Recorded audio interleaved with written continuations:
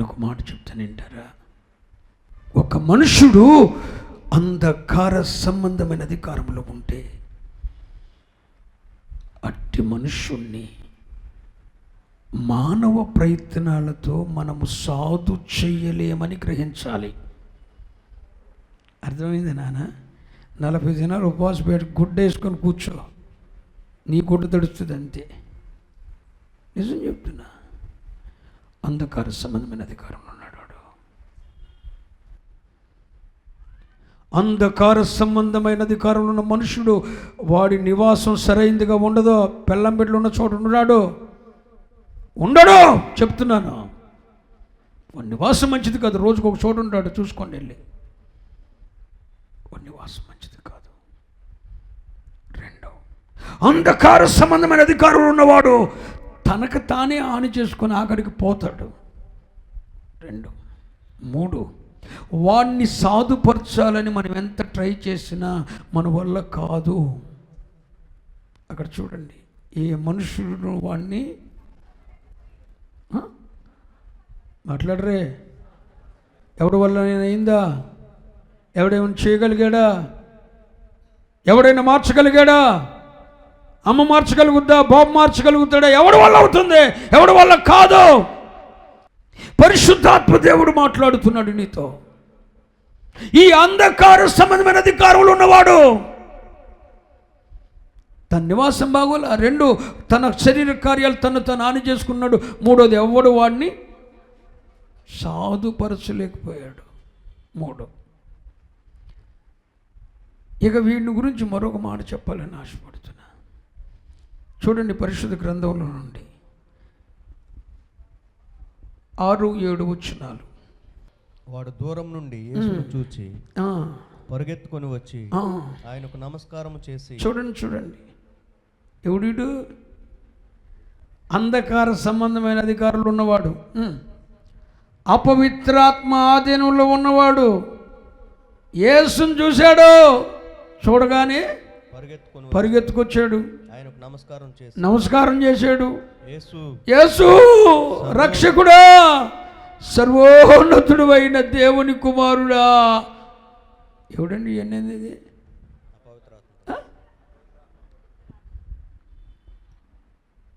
మాట్లాడాలి. అంధకార సంబంధమైన అధికారులు ఉన్నవాడు. అసలు పదజాలాలు చూడండి. యేసును చూడగానే పరిగెత్తుకొచ్చేసాడట.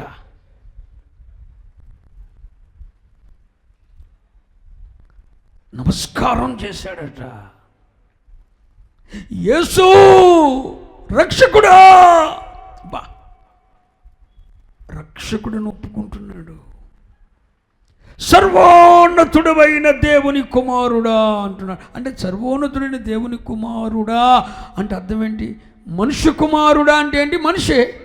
మనుష్య కుమారుడు ఎవరు చెప్పండి? మనుషుడే. మరి దేవుని కుమారుడు ఎవరు? సర్వోన్నతుడైన దేవా అని పిలుస్తున్నాడు. ఎవడు చెప్పాలి అంటే యేసు అని పిలిచే ప్రతి ఒక్కడు ఏర్పాట్లో ఉన్నవాడేనా? సర్వోన్నతుడైన దేవుడా అని యేసును గూర్చి పదజాలాలు చెప్పే ప్రతి ఒక్కడు ఏర్పాట్లో ఉన్నవాడేనా? ఆయన చూడగానే పరిగెత్తుకొని వచ్చి సాగిలపడి మోకరించి సాష్టాంగపడి నమస్కారం చేసి, యేసును చూడగానే పరిగెత్తినంత మాత్రాన, యేసును చూసి నమస్కారం చేసినంత మాత్రాన, యేసు రక్షకుడు అని ఒప్పుకున్నంత మాత్రాన. కానీ వాడు ఉన్నది ఎక్కడ? అంధకార సంబంధమైన అధికారం. అందుకే దేవునికి కడుపు మండి అన్నాడు, అరే నీ పేరే అంటరా అన్నాడు. ఎవడురా ఈ మాటలని చెప్పేదే? నువ్వెవడవే, నీ పేరేంటి అన్నాడు.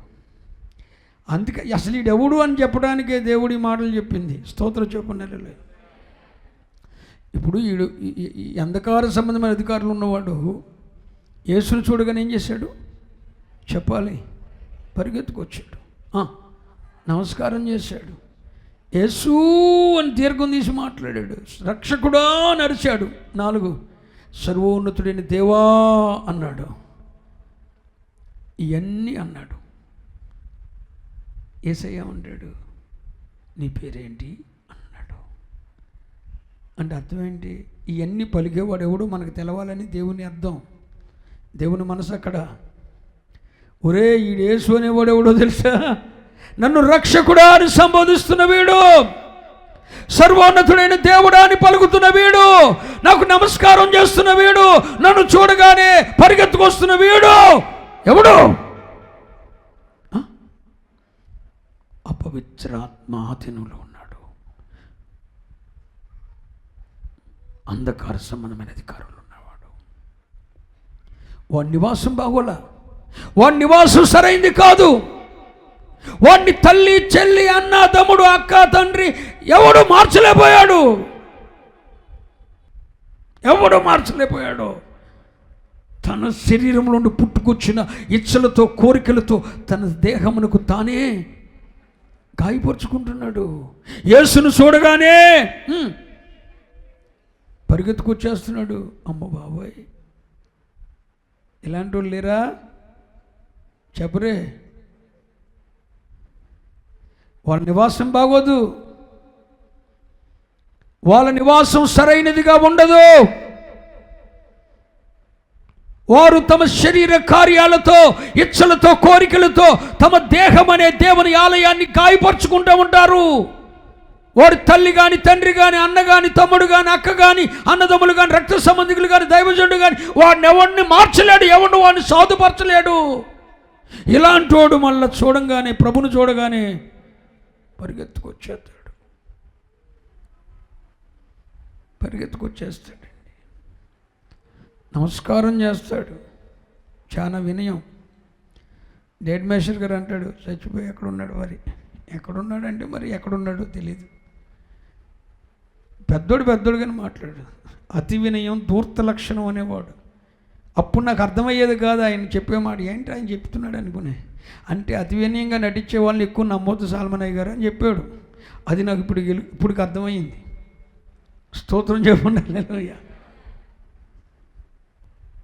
వీడి నివాసం బాగోలు, అన్ని బాగోలు, కానీ ఆయన చూడగానే పరిగెత్తుకొచ్చేస్తాడు, నమస్కారం చేశాడు.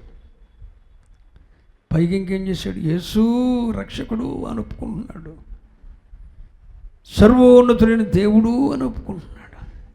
ఈయన ఒప్పుకున్నా కూడా దేవుడాన్ని అసలు నీ పేరేంటి చెప్పరా అన్నాడు.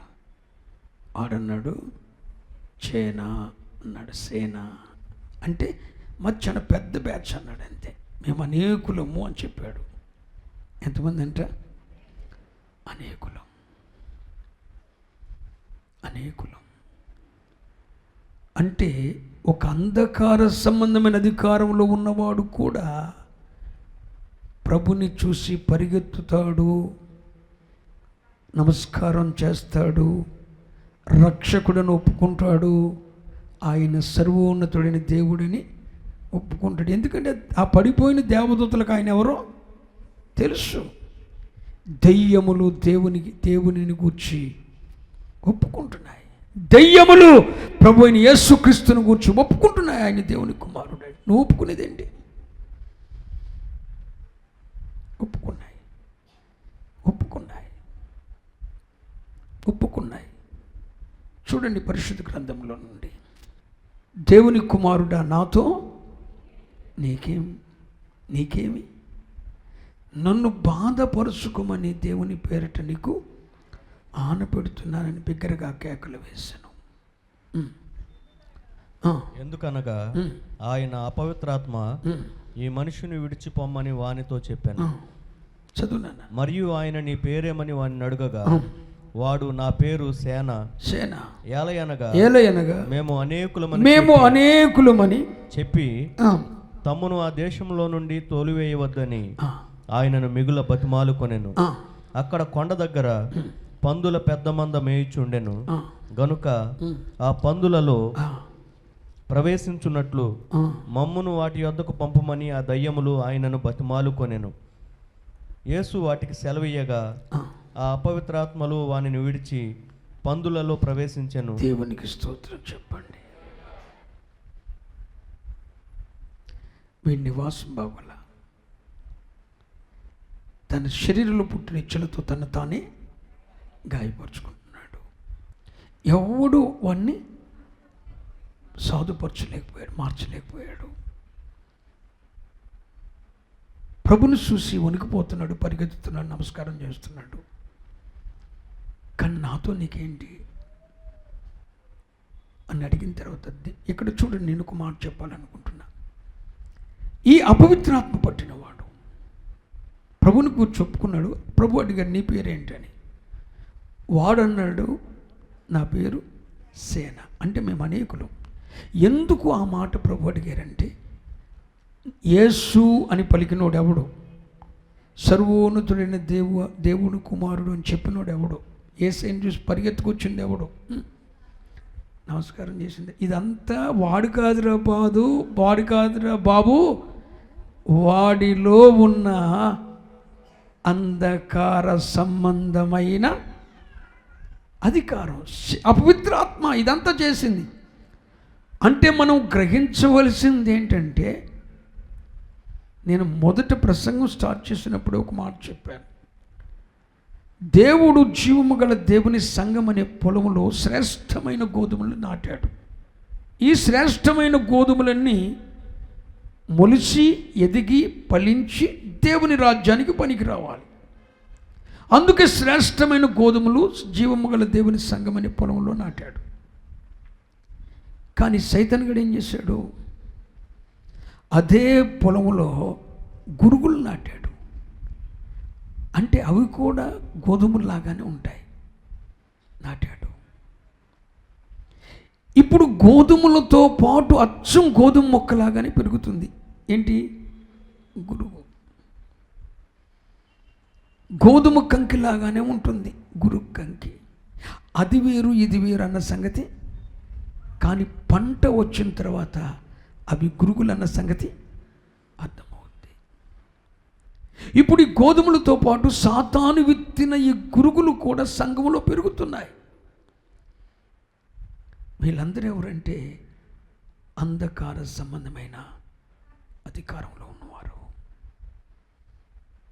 ఈ అంధకార సంబంధమైన అధికారంలో ఉన్నవాడు కూడా యేసును చూసి పరిగెత్తుతాడు, నమస్కారం చేస్తాడు, సర్వోన్నతుడైన దేవుని కుమారుడని ఒప్పుకుంటాడు, యేసు రక్షకుడని కేకలేస్తాడు.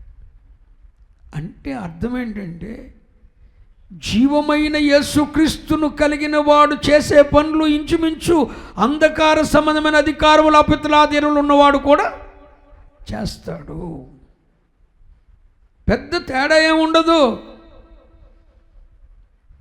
కాబట్టి ఒకటే తేడా, ఏర్పరచబడిన వాడి నివాసం శ్రేష్టమైనదిగా ఉంటుంది, వీడి నివాసం సరైనదిగా ఉండదు.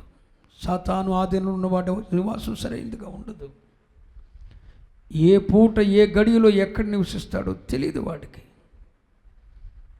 నెక్స్ట్, ఏర్పరచబడిన వాడు తన దేహమును దేవుని ఆలయముగా దేవుడు నివసించటానికి వీలు కల్పిస్తాడు. వీడు మాత్రం తన దేహముతో తాను, తన దేహములో పుట్టిన ఇచ్చలతో కోరికలతో తను తాను గాయపరుచుకుంటాడు.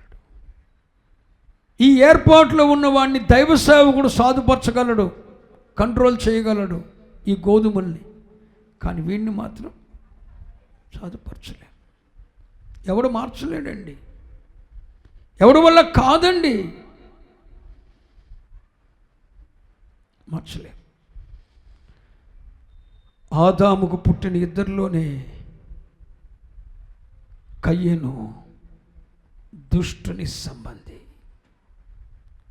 హేబేలు దేవునికి ఇష్టడని సాక్ష్యం పొందినవాడు. ఆదాము దంపతులకు పుట్టిన, ఆదాము అవ్వలకు పుట్టిన వారిలోనే ఒక్కడు దుష్టుని సంబంధం ఉన్నాడు. ఒకే గర్భములో పుట్టిన రిబ్కా గర్భములో కవలలుగా పెరిగిన వారిలో ఒకడు భ్రష్టుడున్నాడు. జీవము గల దేవుని సంఘం అనే తోటలో కూడా గోధుమలు ఉన్నాయి, గురుగులు ఉన్నాయి.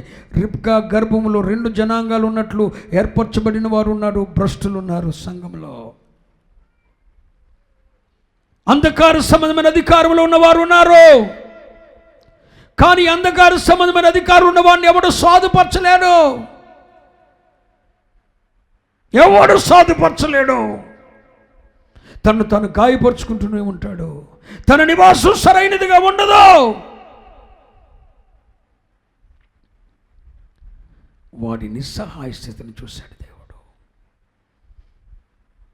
వాడిని విడిపించటానికి సముద్రాన్ని దాటి, చెప్పండి, తుఫానుని ఎదుర్కొని,